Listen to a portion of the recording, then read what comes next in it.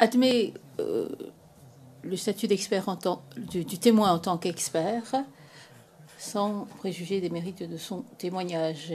Il est donc admis en tant qu'expert. Je donne la parole au bureau du procureur, qui maintenant va procéder à un interrogatoire sur le fond.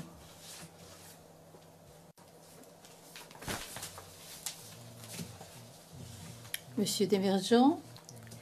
Merci, Monsieur le Président, Madame, Monsieur les juges. Monsieur Luis Matteo, nous avons déjà parlé des informations contextuelles vous concernant. Maintenant, j'ai des questions à vous poser. Je demande à ce qu'on affiche à l'écran le 0082 0341. Vous avez une copie du rapport avec vous? Vous avez une copie du rapport sous les yeux? Réponse oui. Question. Je voudrais que l'on commence tout en haut de la première page. Il y a 2 numéros d'identification. Cela fait référence à quoi? Réponse. C'est le numéro d'identification professionnelle de la Guardia Civil. C'est celui que la Guardia Civil donne aux officiers. Question. Cela fait référence à quoi? Réponse. Le premier, c'est mon numéro d'identification. Le deuxième, c'est celui de M. Gomez.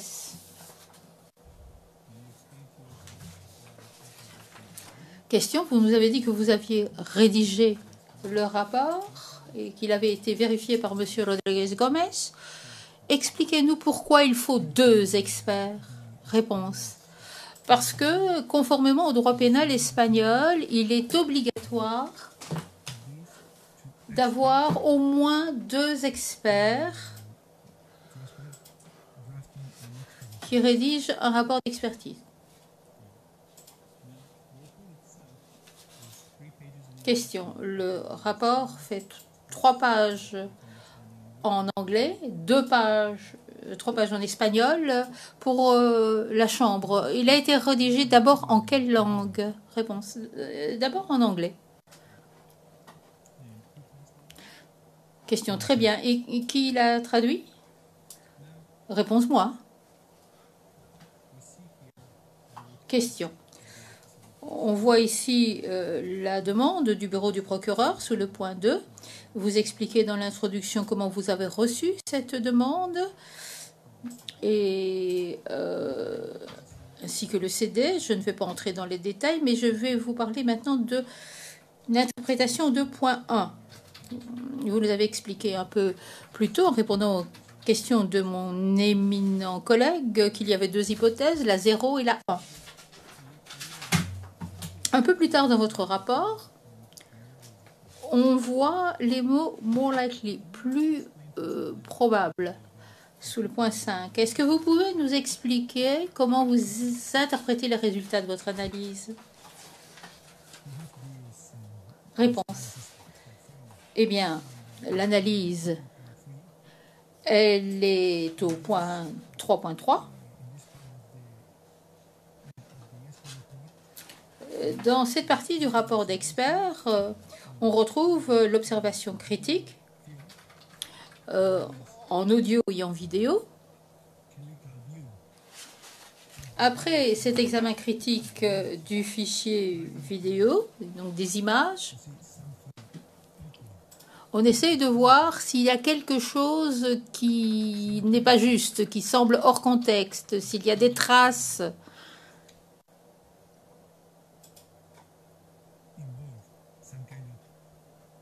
qui pourraient indiquer qu'il y aurait eu une ou des manipulations.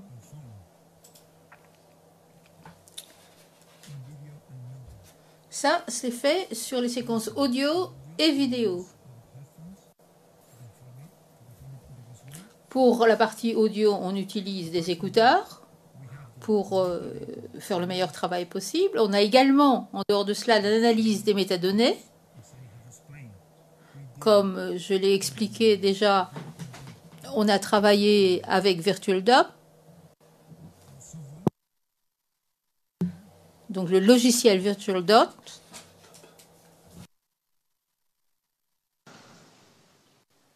Having the results. Une fois qu'on a les résultats. Et le résultat, dans le cas d'espèce, c'est qu'il n'y avait aucune trace d'une quelconque manipulation. Et en plus, on avait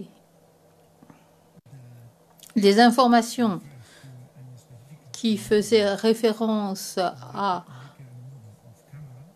une marque et un modèle précis de caméra. Donc, sur base de tout cela, on a tiré des conclusions. Ces conclusions, et là j'en reviens 2.1.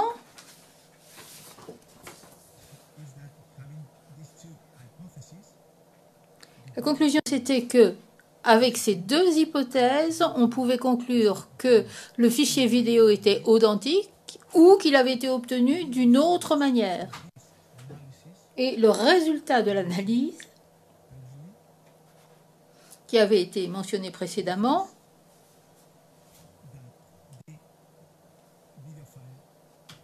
nous permettait de dire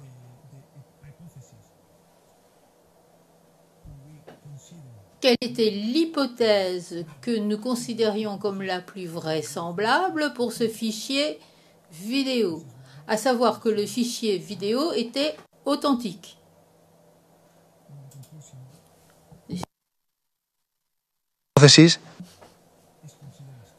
Donc, que cette hypothèse était considérée comme vraie.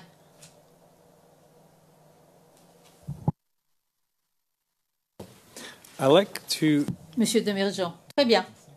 J'attire votre attention maintenant sur la deuxième page de votre rapport. C'est celle qui se termine par 0342 pour la cour électronique. En haut de la page, vous parlez de l'équipement utilisé. Vous avez déjà expliqué ce qu'était VirtualDub. Est-ce que vous pourriez, très brièvement, ce que sont les autres softwares qui ont été utilisés pour la préparation de ce rapport et que font ces logiciels? Le premier logiciel a été utilisé pour améliorer le fichier vidéo. Le second, VirtualDub, a été utilisé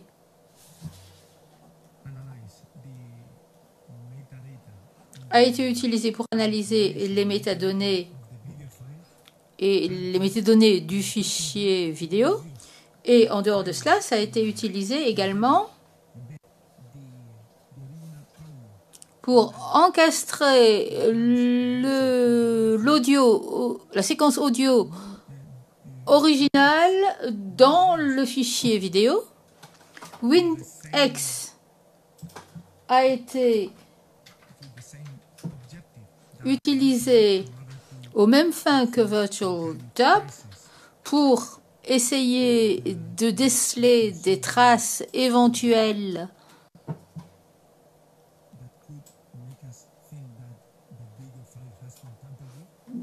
de manipulation. Et Audacity a été utilisé pour l'examen critique de la partie audio. Les procureurs, très bien. En dessous de cela, il y a une section 3.2. Ça, c'est la description du fichier. Vous avez dit que vous avez reçu un fichier portant le nom qui est indiqué ici, SHA1, hash, et puis un numéro très très long. Est-ce que vous pouvez expliquer ce que c'est que ce hash, numéro hash? C'est la signature hash qui a été obtenue à partir de ce fichier vidéo. Et cette signature hash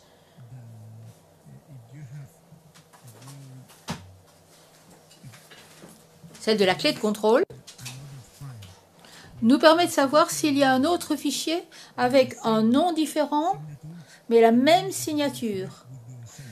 Si c'est le cas, alors ça veut dire que les fichiers vidéo sont les mêmes.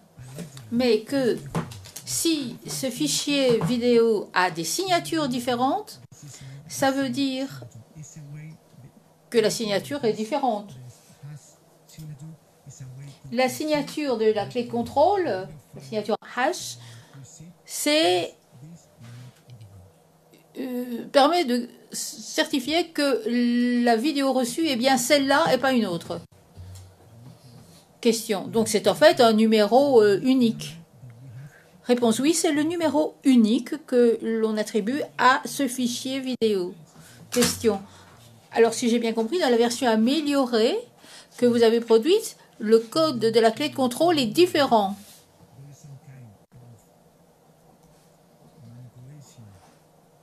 Réponse. Oui, quand il y a une manipulation, où il y a un montage qui est fait sur la fichier vidéo, la clé de contrôle change.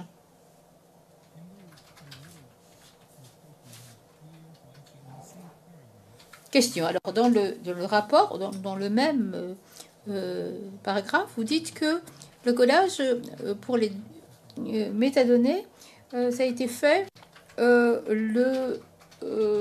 c'était enregistré le 7 janvier 2011 à 4h17. Puis je vous demandais où vous avez trouvé cette information. Réponse. Cette information, on la retrouve dans la structure du fichier du support. C'est quelque chose qui vient du fichier vidéo. C'est pour ça que j'ai dit que le fichier vidéo aurait été enregistré à cette date-là. Question. Vous dites que ça vient de la structure du fichier du support. Vous parlez de quoi exactement?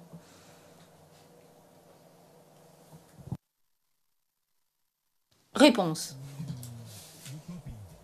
Quand vous faites une copie d'un objet numérique, d'un support, par exemple une clé USB, sur un disque dur ou sur un CD, donc sur un disque, en fonction de l'information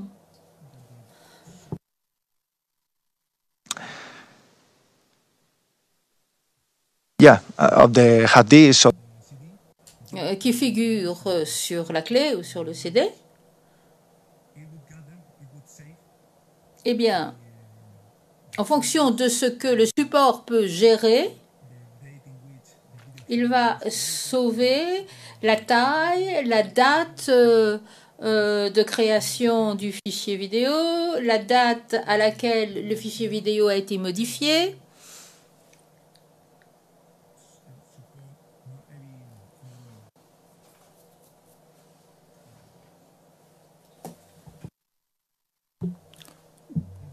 Tous les supports numériques ne permettent pas d'avoir cette information de la même façon. Mais dans ce cas-ci, nous avons cela.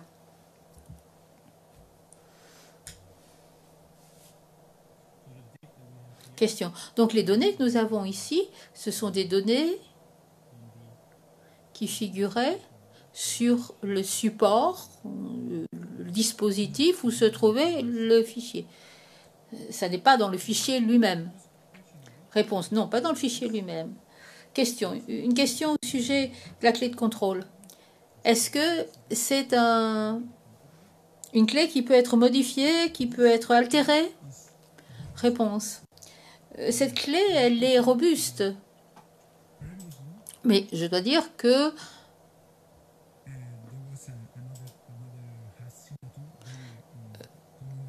auparavant, il y avait une autre clé de contrôle qu'on utilisait très souvent, MB5. Et cette clé-là, finalement, elle a été altérée. C'est-à-dire que quelqu'un arrivait à créer deux fichiers vidéo avec la même clé. Dans le cas de la clé de contrôle 1, le H1, que je sache, au moment où le rapport d'expertise a été rédigé, personne n'avait réussi à casser cette clé.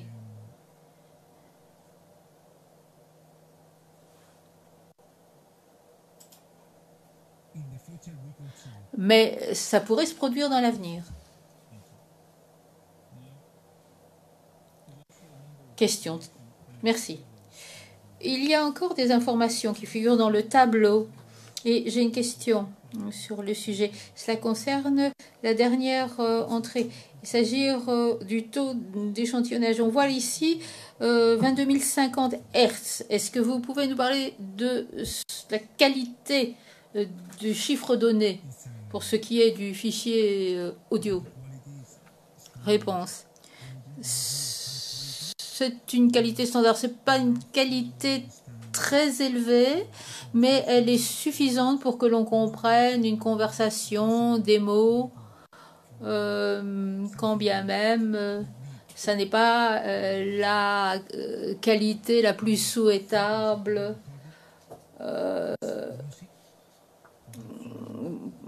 pour quelque chose qui aurait des fréquences plus hautes, comme par exemple de la musique. Mais pour une conversation, des voix normales, ça suffit. Alors vous avez également le taux, les informations sur le plan, le frame rate. Alors le nombre de plans par seconde qui figurent dans ce fichier vidéo. Question, très bien. Je vais passer au 3.3.1.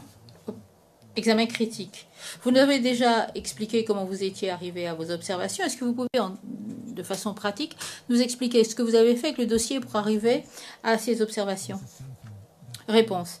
Eh bien, ça, c'est quelque chose qui a été fait par les deux experts. D'abord un, puis l'autre. Il s'agissait d'observer le fichier vidéo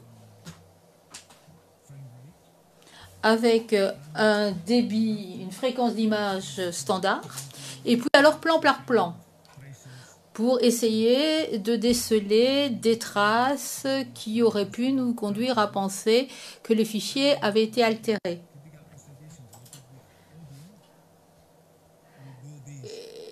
Et pour ce qui est du fichier audio, on a travaillé sur Audacity et avec des écouteurs pour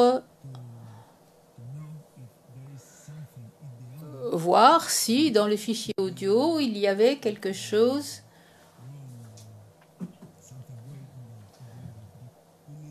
qui pourrait nous conduire à penser que le fichier audio avait été altéré.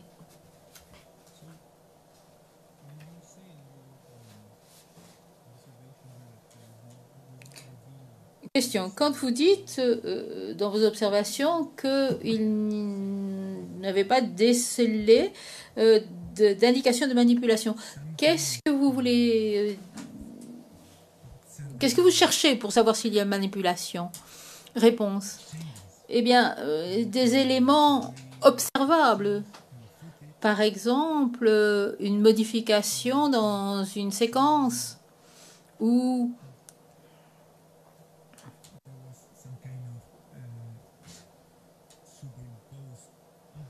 bien s'il y a des objets qui ont été superposés sur l'image. Quelque chose qui pourrait nous conduire à penser qu'il y a eu un montage, qu'il y a eu une manipulation de cette image. De nos jours, il y a beaucoup de logiciels.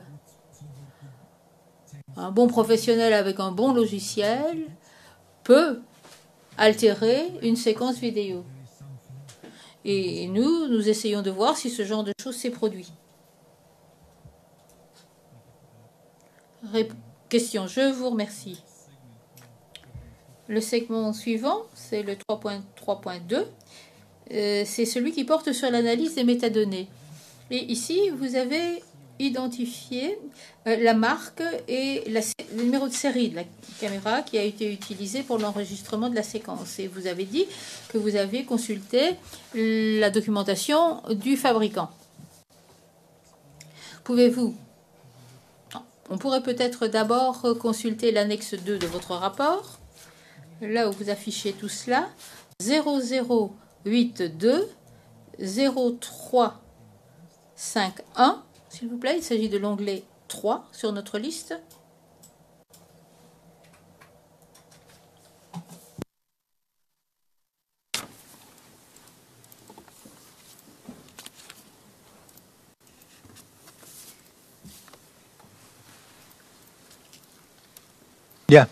It's coming up on the screen we're waiting for. I'm sorry, did I give you the wrong? Monsieur Desmergents, cela arrive sur l'écran. Je me suis trompé peut-être et vous ai donné le même numéro. C'est 0082 05 30.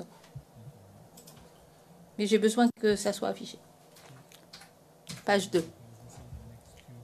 Monsieur Ruiz Mateo, c'est l'annexe 2 de votre rapport, c'est bien ça? Alors, l'image qu'on voit en bas, cet appareil, où avez-vous obtenu cet appareil? L'interprétation reprend. Où avez-vous obtenu cette image? Réponse, sur la page web du fabricant. De HP. C'est le modèle qui correspond aux informations que nous avons découvertes dans les données hexadécimales. Question. Et vous nous expliquez ici? Non, non, non. Dites-nous s'il vous plaît, comment vous avez découvert ces données hexadécimales? Réponse. Eh bien, comme je vous l'ai dit, on a utilisé VirtualDub, qui est un outil très utile pour connaître la structure du fichier AVI. Et au sein de la structure, dans la zone de remplissage, il y a cette information. Il y a des informations qui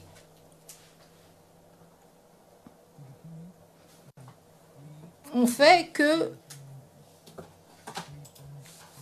nous fournissons les informations qui se trouvent sous le 3.3.2. Question. Et là, on a au-dessus de cette représentation de l'appareil, on a une case. Qu'est-ce que c'est? Réponse, eh bien, c'est quelque chose qu'on retrouve dans VirtualDub. Vous avez les données hexadécimales à gauche et à droite, ce sont les mêmes données en code access. Et dans ce cas, si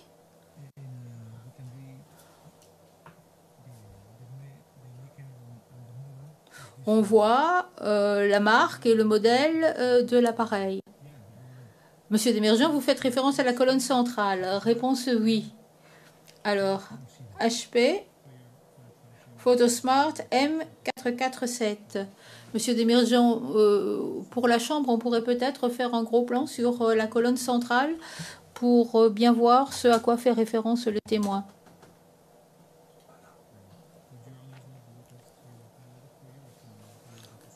Est-ce que vous le voyez correctement ou faut-il que le témoin vous l'indique?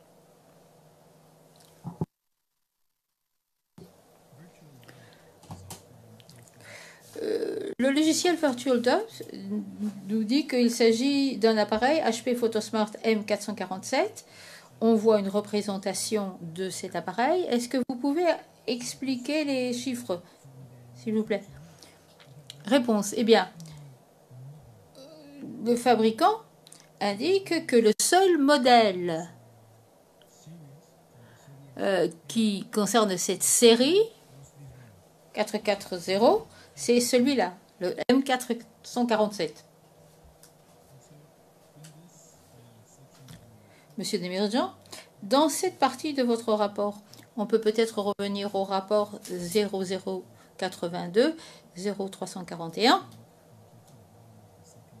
Bas de la seconde page, 0342, vous expliquez que cet appareil permet d'enregistrer une séquence vidéo de 320 sur 240 pixels avec une fréquence de plan de 24 436 par seconde Et ce sont des informations qui sont cohérentes avec le fichier vidéo que vous avez analysé. Monsieur le Président, puis-je savoir quand la pause aura lieu? Le Président, dans 2 minutes. Le procureur, dans 2 minutes. Donc, j'explique. Nous travaillerons sur la partie amélioration plus tard. Le Président, très bien. Monsieur Demirjian, merci. Le Président, nous allons faire la pause. Nous reviendrons à 14h30 après la pause déjeuner. Merci beaucoup.